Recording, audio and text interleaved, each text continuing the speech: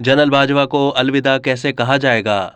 वजीर आजम शहबाज शरीफ ने दस्तूर पाकिस्तान मजरिया 1973 के तहत हासिल आईनी इख्तियारात इस्तेमाल करते हुए 24 नवंबर 2022 को पाकिस्तान आर्मी के जिन 2 लेफ्टिनेंट जनरल साहिबान की प्रमोशन की एडवाइस की थी और जिनके नोटिफिकेशन उसी रोज वजारत दिफा ने जारी किए थे, उनमें से एक 4 स्टार जनरल साहिर शमशाद मिर्जा ने इतवार की हफ्तावारी तातील के बावजूद joint chief of staff committee के 18वें चेयरमैन का ओहदा संभाल लिया। वो अपनी रिहाइश गाह से ही शोल्डर रैंक्स और कॉलर मेडल अपने घर वालों की मौजूदगी में पहन कर आए। दूसरे 4 स्टार जनरल सैयद आसिम मुनीर 29 नवंबर 2022 को तकरीब तब्दीली कमान पाकिस्तान आर्मी में आने से पहले 4 स्टार जनरल के शोल्डर रैंक्स और कॉलर मेडल लगाकर पाकिस्तान आर्मी के 17वें चीफ ऑफ आर्मी स्टाफ का ओहदा संभालेंगे।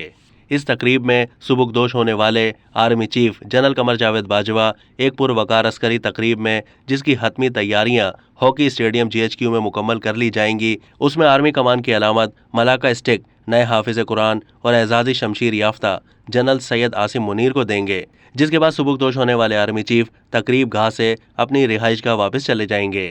बताया जाता है कि मलाका स्टिक बांस की निहायत पतली तीलियों से बनाई जाती है।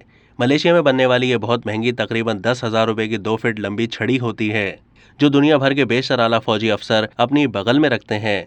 इसमें 2-2 इंच के बाद एक गांठ होती है। बताया जाता है कि तकरीब में नए आर्मी चीफ आसिम मुनीर मौजूदा army chief general Qamar Javed Bajwa से एहतरामन 6 इंच पीछे खड़े होंगे।